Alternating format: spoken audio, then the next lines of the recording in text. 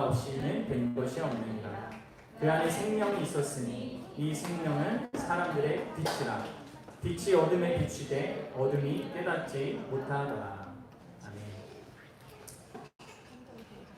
여러분들, 우리가 복음을 충만하게 누리기 위해서는 항상 두 가지 사실을 분명하게 알아야 합니다. 그것은 가장 중요하게 하나님이 그 아들 예수 그리스도 안에서 도대체 무슨 일을 하셨느냐 이고요. 또 다른 하나는 왜 그 일이 우리 인생들에게 필요했는가입니다.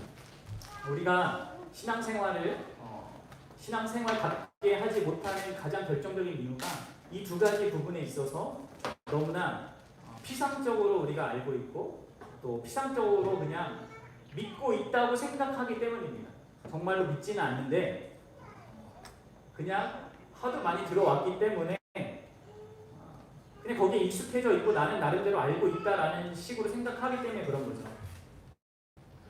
여러분들, 이 두 가지가요 결국 신앙생활을 좌우하는 엄청난 내용입니다. 뭘 알아야 된다고요? 하나님이 그 아들 예수 그리스도 안에서 무슨 일을 행하셨는가? 그리고 두 번째로 그것이 도대체 왜 우리 인생들에게 필요했는가? 이 두 가지예요. 우리가 지난 시간에는 1절과 2절을 통해서 그 앞부분을 생각해봤죠. 도대체 예수님이 누구시며 그분이 창세전부터 무엇을 하셨고 그분이 가져다 주신 것이 무엇인지, 그래서 얼마나 이 시간과 공간과 어떤 인간의 한계 속을 뛰어넘는 그 복된 것을 예수 그리스도께서 가져다 주셨는지를 우리가 지난 시간에 살폈는데, 이와 동시에 이 예수님이 가져다 주신 그 구원의 의미와 가치를 더 풍성히 알기 위해서는요, 그것이 도대체 왜 우리에게 필요했는가를 분명히 알아야 하는 거죠. 여러분들, 다시 한번 생각을 해보십시오. 여러분들이 생각할 때 나의 개인적인 그 가장 결정적인 문제가 무엇이라고 생각합니까? 여러분들은 우리 사회의 가장 결정적인 문제가 무엇이라고 생각합니까? 아니, 우리 가정에, 아니면 온 세계에 지금 가장 결정적인, 가장 끔찍한 그런 문제가 도대체 무엇이라고 생각합니까? 경제가 가장 큰 문제일까요?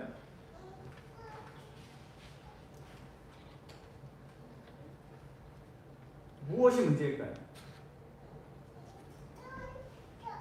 그냥 개인으로 와서 생각해 보십시오. 나의 가장 큰 문제가 뭐예요? 좀 가깝게. 돈이 없는 겁니까? 건강이 없는 겁니까? 좀 직장이 변변치 못하다는 겁니까? 아니면 내가 가정을 이루고 있는 아내나 남편이 어떤 성격의 문제가 있어서입니까? 자녀들이 문제입니까?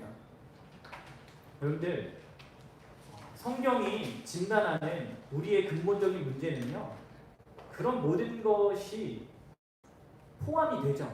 하지만 그 모든 것을 만들어내는 근본적인 문제를 들추어내고 그것을 진단해 주는 거죠. 무엇이라고 말합니까? 우리의 인간의 가장 근본적인 문제가 뭐냐? 그것이 무엇입니까? 오늘 3절부터 5절에서부터 우리가 읽어서 알다시피 특별히 5절에 그게 나와 있죠. 그게 뭐냐면 어둠입니다. 어둠. 여러분들, 우리의 가장 큰 문제는요, 우리에게 어둠이 있다는 거예요. 그럼 어둠이 뭘까요? 우리가 사회가 막 이상한 일들이 일어나고 끔찍한 어떤 사건 사고들이 일어나면 이 사회가 어둡다, 암울하다 이런 이야기를 많이 하지 않습니까? 그런 같은 맥락에서 지금 이 요한은 이 세상을 어둠이라고 표현하고 있습니다. 사실 여러분들 3절을 보면 만물이 그로 말미암아 지은 바 되었고 지은 것이 하나는 그가 없이 된 것이 없느니라 하면서 그 말씀이신 창조주 예수 그리스도께서 성부 하나님과 함께 이 세상을 만드셨다라는 사실을 얘기해요. 그리고 그 이야기는 우리로 하여금 창세기 1장을 생각하게 하는데, 그 창세기 1장에서 우리는 무엇을 봅니까? 하나님이 세상을 아름답게 만드시고 보시기에 좋았더라라고 이렇게 우리가 확인하게 되지 않습니까? 분명히 하나님께서는, 거룩하신 하나님께서는, 삼위로 계신 그 하나님께서는 자신의 능력 가운데 사랑으로 그 모든 창조를 행하셨습니다. 그리고 그 만들어진 세상은 참으로 아름다웠습니다. 그런데 여러분들, 문제가 있죠. 우리의 현실은 지금 그렇지 않다는 겁니다. 보기에 좋았더라 하는 것이 그래도 간간히 우리의 삶 가운데 경험되어 있지만, 대부분 우리의 많은 현실을 볼 때 어둡다라고 말할 수밖에 없는 것이 분명히 있다는 것이죠. 여러분들, 왜 이렇게 된 것입니까?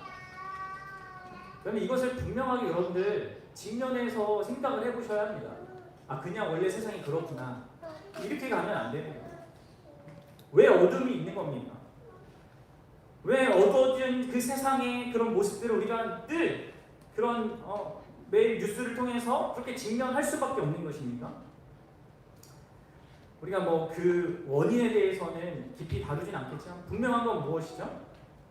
그것은 바로 인간의 타락 때문인 거죠.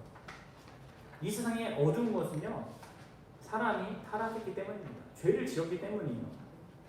우리가 아무리 뭐 다른 문화권에 살고 있고, 다른 대륙에 살고 있고, 피부색이 다르고, 또 어떤 나라는 경제적으로 어느 정도 이렇게 잘 나간 나라가 있고, 빈민국들, 저기 아프리카나 그런 나라들 또 다 있지 않습니까? 다양한 부분에 있어서 우리 인간을 좀 나눌 수 있는 다양한 어떤 조건들이 있는데, 그 모든 조건들을 다 뛰어넘어서 모든 인간을 동일하게 묶는 사실이 있죠. 그게 바로 뭐예요? 어둠이에요, 어둠. 모든 사회, 모든 지역, 모든 나라, 모든, 심지어 개인뿐만 아니라 가정과 그 모든 인간이 존재하는 그곳이라면 어둠이라는 어떤 그 세력이 분명히 있고, 그것이 그 안에 수많은 고통과 어려움들을 가져다 준다는 것이 현실이라는 거죠. 여러분들에게 여러분들의 이 어둠이 가장 큰 문제라는 것을 알고 있습니까? 우리에게 있어서 가장 큰 문제가 다른 어떤 것이 아니라 이 근본적인 어둠이라고 말하는 것, 지금 요한이 말하는 거, 거기에 문제가 있다는 것이죠. 그럼 성경에서 특별히 요한이 이 어둠을 사용할 때는요, 그리고 다른 성경에도 마찬가지지만, 특별히 이 어둠은 인간이 타고난 그 가지고 있는 상태, 인간이 태어나면서부터 갖게 되는 그 상태를 묘사하는 게 어둠이에요. 그리고 이 어둠에는 여러 가지 내용들이 포함되는데, 가장 기본적으로 여러분들, 어둠은 무지를 의미하는 거예요. 모르는 것을 의미하는 겁니다. 무엇에 대한 무지일까요? 그것은 요한복음 1장 18절에 이렇게 우리가 추론할 수 있는데, 1장 18절을 한번 보세요. 뭐라고 되어 있습니까? 시작. 본래 하나님을 본 사람이 없으되, 여기에 나와 있습니다. 뭐예요? 본래 하나님을 본 사람이 없다. 결국 뭐에 대해서 모르겠습니까? 하나님을 보지 못했기 때문에 하나님을 모른다는 거죠. 그럼 인간의 가장 근본적인 그 어두움이라고 말할 수 있는 그 문제는 바로 이 하나님에 대한 무지함입니다. 그리고 이 무지함은 나는 몰랐어, 이거 나는 안 가르쳐줘서 몰랐어 하는 그런 동정이 되는 그런 무지가 아니라 적극적인 무지예요. 다시 말해서 알지 않기로 결정한 무지라는 거죠. 여러분, 왜 그렇습니까? 우리가 우리의 인생을 잘 보고 우리의 삶 가운데 일어나는 것들, 자연 현상들, 이 세계가 돌아가는 어떤 것들, 그리고 심지어 역사 한 개라도 제대로 우리가 공부해보면 이 세상이 그저 우연하게 아무런 목적도 없이 그냥 흘러간다고 생각할 수가 전혀 없습니다. 여러분들, 꽃을 보고 나무를 보고 이 바람을 느끼고 이런 자연의 모든 것들을 경험하면서 우리가 어떻게 이것 배후에 계신 어떤 존재에 대해서 생각하지 않을 수 있습니까? 그러면 로마서 1장 20절에 보면 하나님은 분명히 지으신 만물을 통해서 자기를 드러낸다고 합니다. 모든 것을 통해서 자기를 계시하세요. 그럼 이 세상의 어떤 규칙성들 이런 것들이 어떻게 우연히 존재하겠냔 말이에요. 근데 여러분들 사람들은요 이것 배후에 계신 어떤 존재를 바르게 생각해 볼 생각을 전혀 하지 않아요. 참으로 하나님에 대해서 무지함을 적극적으로 갖게 되는 겁니다. 그리고 그 참 하나님을 알려고 하기보다는 자기 나름대로 규정한 신, 그런 하나님에 대한 이해로 만족해 하려고 하는 것이죠.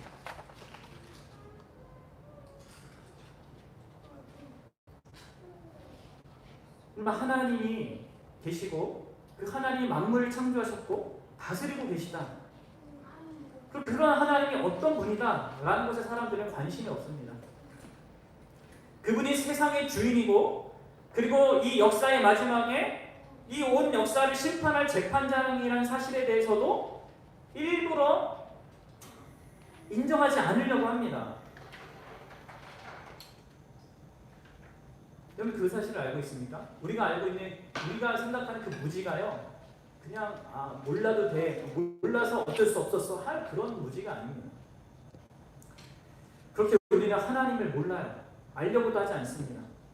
그냥 나름 자기가 규정한 그 정도로 자기가 다룰 수 있는 정도의 그런 하나님에 대한 이해를 갖고 살려고 한다는 것이죠.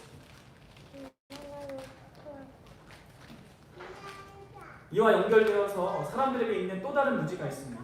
그것은 바로 자기 자신에 대해서도 너무나 모른다는 거예요.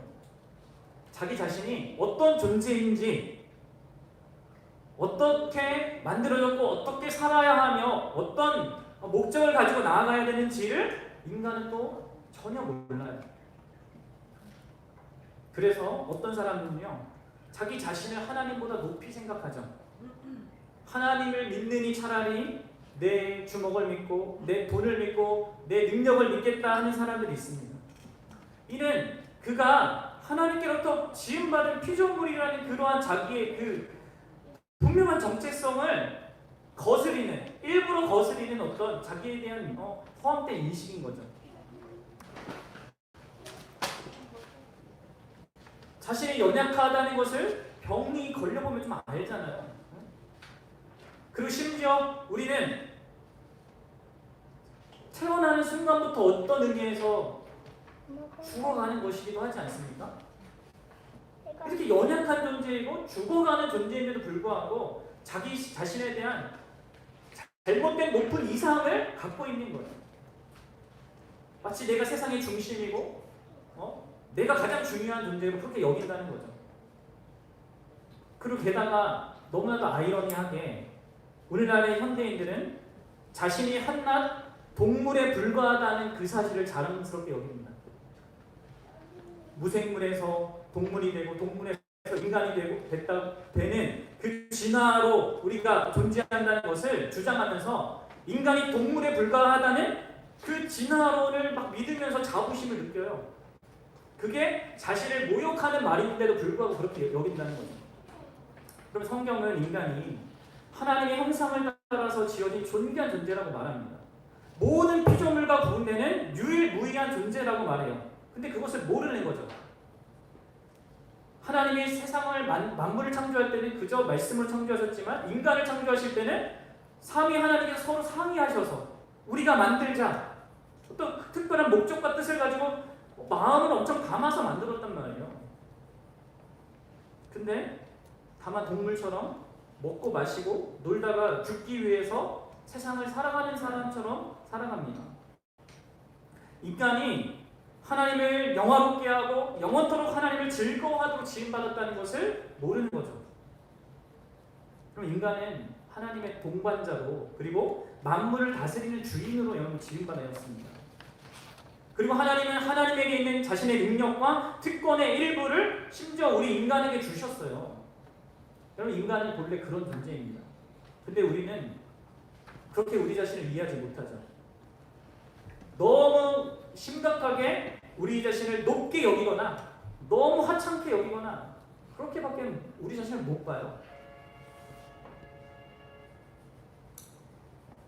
여러분들 인간은요 이렇게 하나님도 전혀 모르고 자기 자신도 전혀 모릅니다. 그렇기 때문에 자기 삶의 의미와 우리에게 주어진 시간과 인생과 그것을 또 어떻게 의미 있게 가치 있게 살아야 할지 그것도 몰라요. 그냥 끊임없이 나를 즐겁게 해주는 어떤 마약 같은 어떤 삶의 재미들을 쫓아서 살아가는 거죠. 그럼 여러분들 우리가 재미있고 즐긴다고 하는 것을 계속 해보십시오. 거기서 참된 정말 즐거움과 기쁨과 그런 만족이 있습니까? 마치 신기를 찾듯이 계속 그렇게 가는 거죠. 여러분들 마찬가지 우리는 우리 자신, 하나님에 대해서, 우리 자신에 대해서, 인생의 의미에 대해서 모를 뿐만 아니라 이 세상의 역사, 그 의미도 제대로 몰라요. 하나님께서 자신의 영광을 위해서 분명한 어떤 목적을 가지고 이 세상을 지었고 그 목적을 따라서 이 세상을 진행하고 있으며 이 역사의 끝에 분명한 어떤 하나님의 그 뜻하신 바를 이루시는 것이 있다는 사실을 모르는 거죠. 아까도 말씀드렸다시피 여러분 이 역사 끝에는요 하나님이 이 역사를 심판하는 때가 있습니다. 여러분 이 사실은요 여러분 우리의 그 존재 중심에 깊이 새겨져 있어서 누구도 부인 못해요. 여러분 왜 우리가 죽는 이유를 불안해합니까? 우리가 뭔가 인생을 살 때 잘못 살아왔다라는 어떤 생각이 분명히 있지 않습니까? 그리고 그것에 대해서 만약에 신이라는 존재가 본다면 내가 할 말이 없다라는 사실을 우리는 어느 정도는 생각한단 말이에요. 특별히 죄를 범할 때 그렇죠. 근데 여러분들 보세요. 우리는 이것을 정직하게 직면해서 제대로 바라보지 않습니다. 그저 스쳐 지나가 이런 마음들을요 그저 스쳐 지나가는 거예요.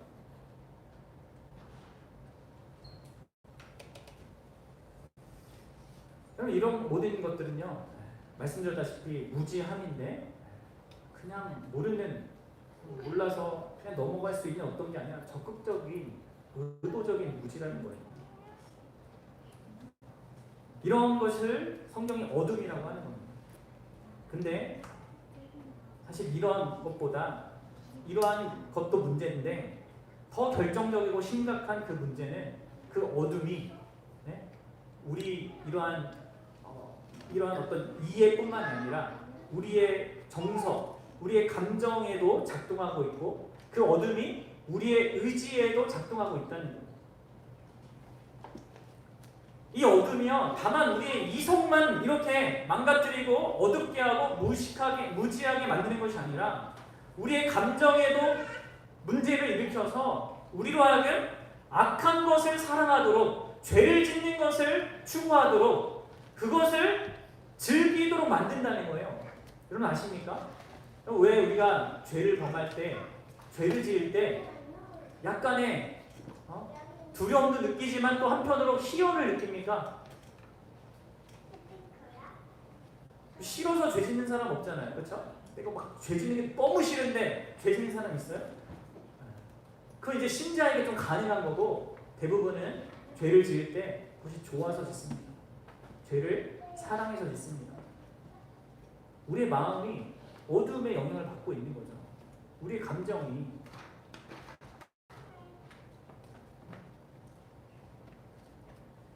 여러분들 좀 의문을 가져봤습니까? 왜 나는 죄를 지을 때 그걸 기뻐할까? 왜 나를 죄를 짓는데도 그것을 좋게 여길까? 물론 어떤 때에는 이미 내가 형성된 사회에서 배운 어떤 윤리와 도덕적인 그런 기준 때문에 약간 양심의 가책은 받지만 그 받는 것과 별개로 우리가 죄를 지을 때 그것을 좋아하고 즐거워하고 기뻐하는 그런 어떤 모습이 또한 분명히 있잖아요. 그렇죠? 도대체 그게 뭔지 여러분 생각해 보았습니까? 그냥 그런 거지. 사람들이 다 죄를 짓고 살고 어느 정도 짓고 사는 거지. 그냥 우리는 그렇게 넘어가죠.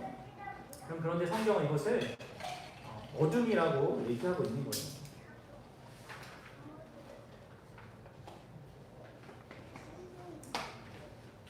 게다가 여러분들 말씀드렸다시피 우리의 감정뿐만 아니라 이 죄는, 이 어두움은 우리의 의지에도 영향을 미쳐요. 그래서 우리가 너무도 쉽게 게으름과 나태함에 빠지게 되는 것이고, 또 반대로 지나치게 일에 중독되거나 어떤 성취하는 것에 중독되는 거예요. 언제나 우리의 의지가 뒤틀리고 왜곡되어 지게 되는 거예요. 그리고 이런 일들은요, 지금 이 시대뿐만 아니라 모든 역사가 진행되는 인간이 존재했던 그 사회와 역사, 문화 속에는요 항상 있었던 것이고 앞으로도 항상 드러날 일입니다. 근데 여러분, 가장 더 결정적인 것은 무엇입니까? 그럼 다시 한번 5절을 보세요. 5절 같이 읽어보겠습니다. 시작. 빛이 어둠에 비추되 어둠이 깨닫지 못하다. 그럼 이게 정말 큰 문제죠. 뭐예요? 빛이 비치는데, 여기서 빛은 예수 그리스도를 말하고 복음을 말하는데, 이 예수 그리스도의 복음이 비추어져도 우리 안에 있는 어둠이 너무나 강력해서, 우리를 둘러싸고 있는 그 어둠이 너무나 강력해서 그 빛을 깨닫지 못한다는 겁니다.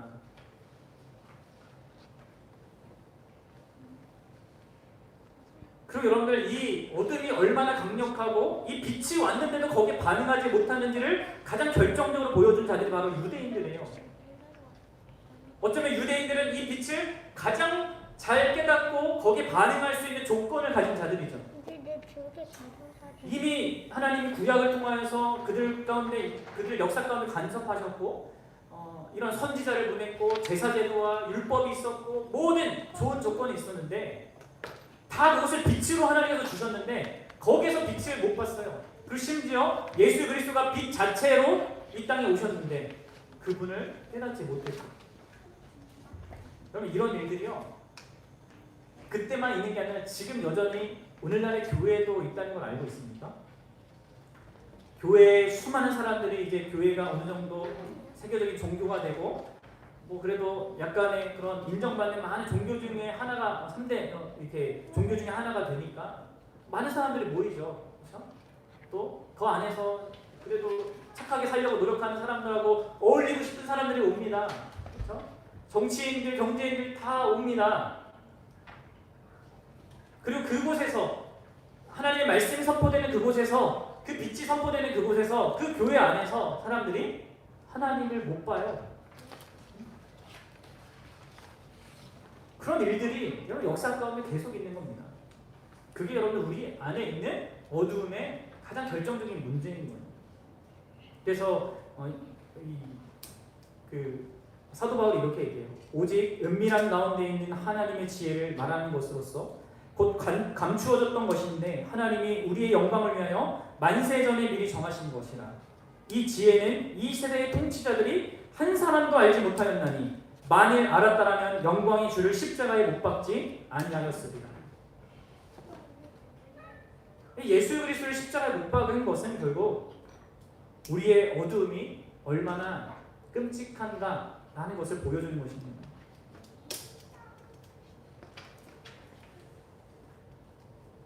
사람들은 빛을 못 볼 뿐만 아니라 또 심지어 그 빛을 미워하기까지 합니다.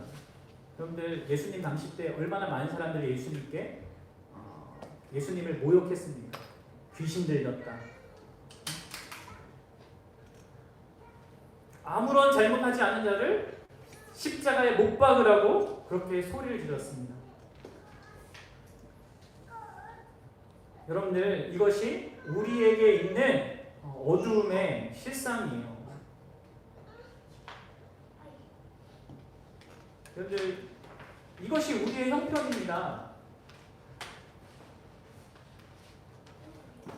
우리의 죄가 만들어내는 그 어두움, 그 죽음의 상태, 그것이 얼마나 심각한지를 우리는 알아야 합니다. 그래서 왜 예수 그리스도께서 하늘의 모든 영광을 내려놓으시고 이 땅에 말씀으로 오셔야 했는지, 왜 육신으로 오셔야 했는지, 빛을 깨닫지 못하고 그 빛을 미워하는 자들을요, 어떤 교육으로, 어떤 훈련으로 구원할 수가 없는 거예요. 여러분, 세상은 전적인 이런 어둠의 권세 아래 있는 것입니다. 그 어둠이 사람 속에, 우리 존재의 중심에 있는 거죠. 우리는 이 어둠의 권세로부터 구원을 필요로 하는데 우리에게는 그럴 능력이 전혀 없는 겁니다. 그래서 여러분들 이 어둠 가운데 있는 자들에게 빛이 되기 위해서 바로 예수님이 이 생명이 되기 위해서 오신 거예요. 빛으로 오셨지만 그 빛을 깨닫지 못했죠. 그런 자들에게 생명이 되기 위해서 오신 겁니다. 빛이 비추어도 깨닫지 못하는 그 죽음의 상태에서 벗어나 생명을 가져다 주시려고, 그리하여서 빛 가운데 살게 하시려고 그 예수께서 오신 거예요. 그래서 4절처럼 얘기하는 거죠. 그 안에 생명이 있었으니 이 생명은 사람들의 빛이라. 그러니까 결국 우리가 이 어둠 가운데 살아가는 것은요, 우리 안에 생명이 없다는 것이죠. 또 다른 말로 그게 뭡니까? 죽음인 거죠. 죽음이 있다는 거예요. 여러분, 우리는 모든 인생들은요, 겉은 멀쩡해 보이지만 다 죽어 있다라고 성경은 얘기합니다. 죽음이 뭐예요? 죽음. 우리 어린이 친구들 알죠? 죽음이 뭐예요? 죽는 게 뭐예요? 죽는 게 뭐냐면 분리되는 거. 분리. 뭐하고 뭐가 분리돼요? 몸하고 이 몸 안에 있는 그 영혼이 분리되는 게 죽음이에요. 근데 여기서 얘기하는 그 죽음은, 이 어둠은 이 몸과 영혼이 분리되는 죽음이 아니라 어떤 죽음입니까? 영적인 죽음을 의미합니다. 그 영적인 죽음도 분리를 의미하는데 어떤 분리예요? 바로 하나님께로부터 분리된 인생, 그것을 여러분 죽음이라고 하는 거죠. 에베소서 2장 1절, 2절, 3절을 보면 죄와 허물로 죽었던 너희를 이렇게 얘기하죠. 그리스도 예수께서 살리셨다. 여러분들, 이 우리에게 있는 어둠 또 이것을 죽음이라고 얘기할 수 있는데, 이 죽음의 실체가 바로 그겁니다. 우리와 하나님이 분리되어 있는 거. 그리고 그 분리된 그 사실 때문에 여러분 우리에게 우리 인생에 육체적인 죽음이 있는 겁니다. 그리고 그 육체적인 죽음을 통해서 우리는 영원한 죽음으로 나아가게 되는 거예요. 이 세 가지 죽음, 이 성경이 이 죽음의 실체를 가장 명확하게 보여주거든요. 우리는 그냥 일상적으로 경험하는 것은 그냥 사람이 죽는다잖아요. 근데 그 사람이 죽는 것, 사람이 영혼에서부터 그 육체가 분리되는 그 죽음의 그 실상이 무엇이고, 그리고 그것의 궁극적인 결론이 무엇인지를 성경만큼 바르게 가르쳐주는 데가 없어요.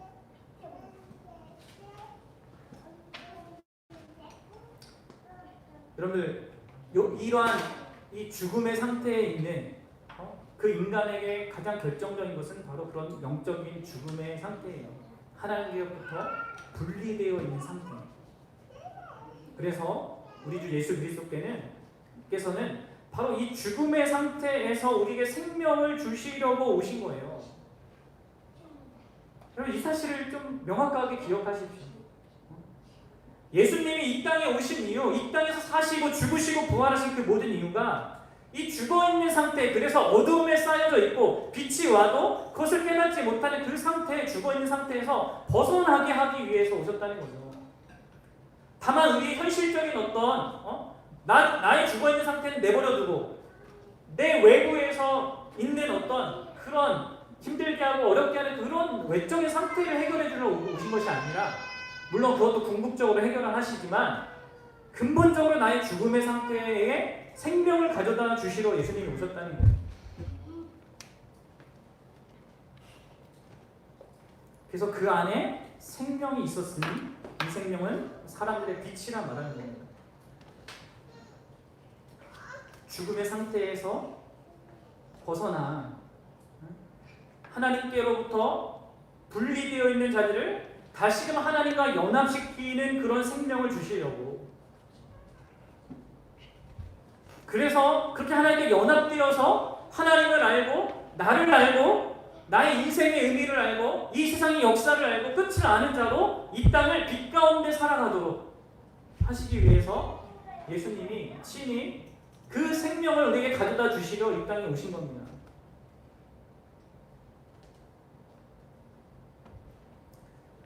그리고 그 생명을 주시기 위해서 그분이 자신의 생명을 버리신 거예요. 그렇게 해서 있는 게 우리에게 있는 예수님의 그 생명이에요. 구원이에요. 그게.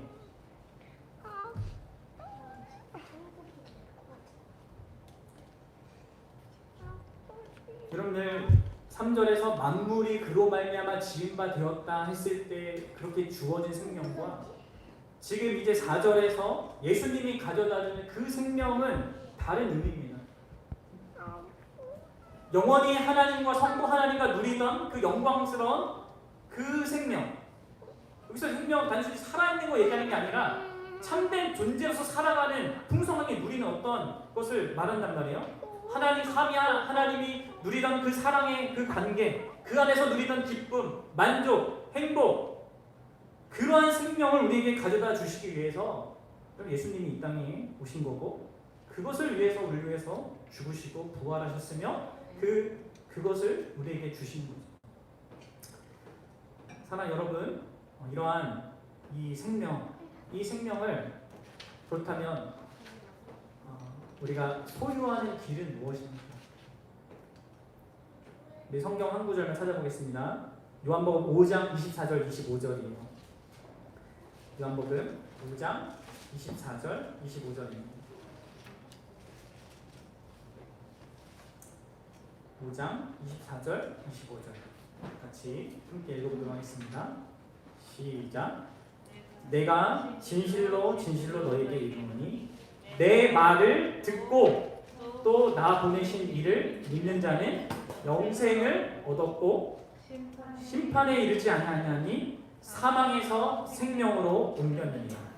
진실로 너에게 이르노니 죽은 자들이 하나님의 아들의 음성을 듣는 때가 오나니 곧 이때라. 듣는 자는 살아나리라. 아멘. 여러분들 놀랍게도 이 생명을 얻는 길은, 그 죽음에서 살아나는 유일한 길은 그 말씀이신 1, 2절에서 그 말씀으로 자기를 계시하신 그 하나님의 아들 예수 그리스도의 말씀을 듣는 겁니다. 그분의 음성을 듣는 겁니다. 이 하나님의 말씀을 듣는 거예요. 들으면 살아나는 거예요. 놀라운 거죠. 그래서 여러분들 구원받고 우리가 생명을 얻는 것은 나의 결단이나 나의 선택이나 나의 어떠한 의지가 아닙니다. 들려주시는 하나님의 말씀 때문에 내 안에 생명이 일어나고 내 안에 그 생명으로 말미암아 빛을 조금씩 보게 되는 인생으로 걸어가게 되는 거예요. 그래서 여러분들 우리가 하나님의 말씀을 제대로 잘 들어야 돼요.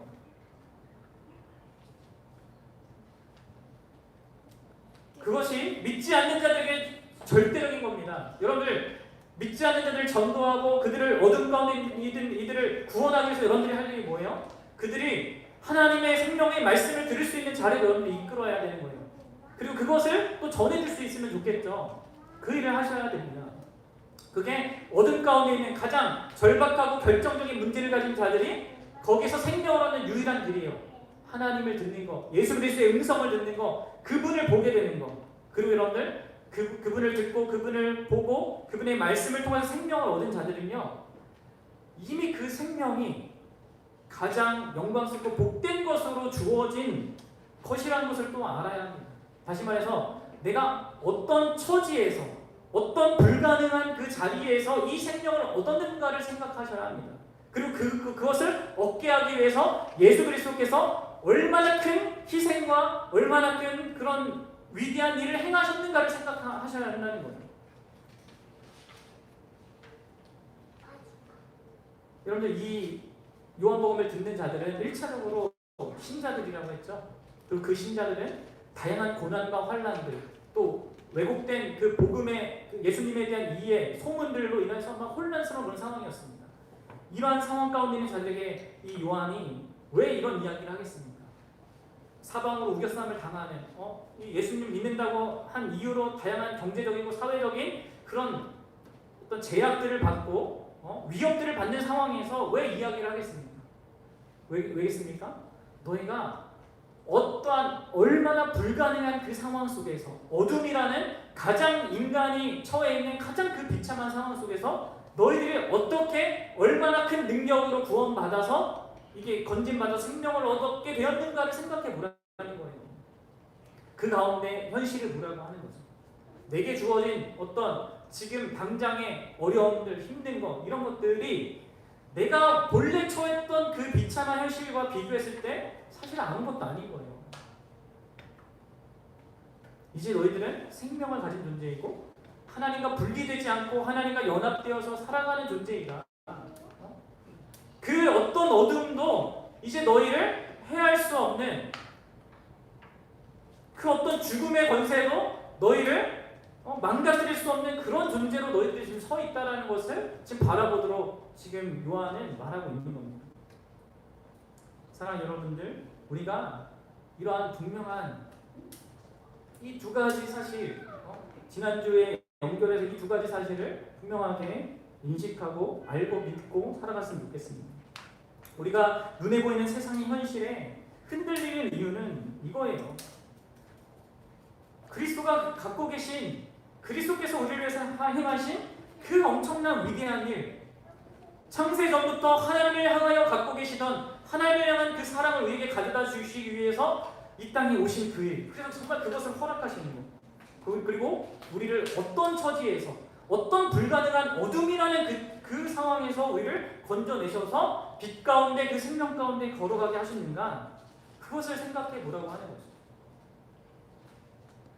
이것이 우리에게 분명해지면 우리가 이 세상 가운데서 든든하게 살아갈 수 있는 겁니다.